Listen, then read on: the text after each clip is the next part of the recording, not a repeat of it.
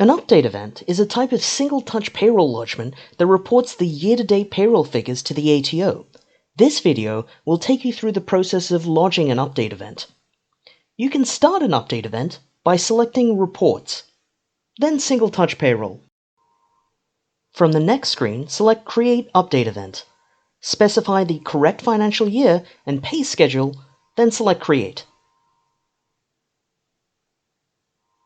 The Update Event screen will display a list of employees in that pay schedule and their year-to-date earnings.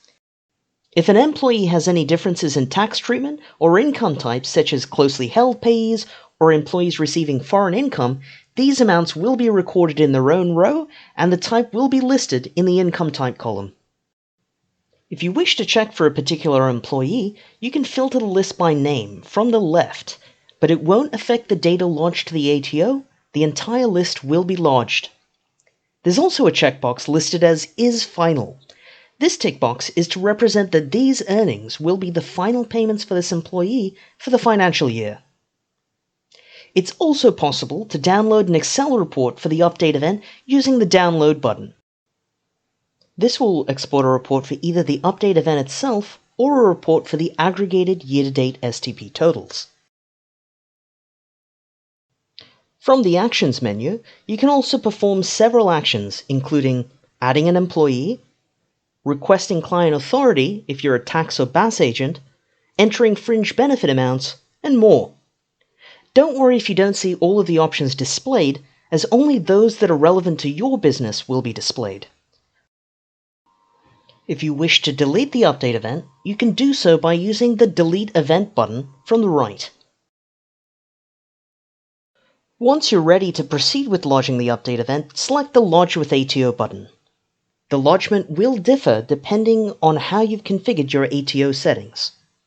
If you're lodging as a business owner, you can sign the declaration with the checkbox. The lodgement will then proceed and display the status window. You can navigate away from the page if you wish and continue with other tasks. The lodgement will continue in the background.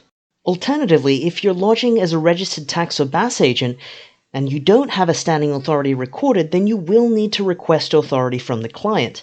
This will send a request to authorize the lodgement. Once that client authorizes the lodgement, you can then use that authority when you're confirming the lodgement.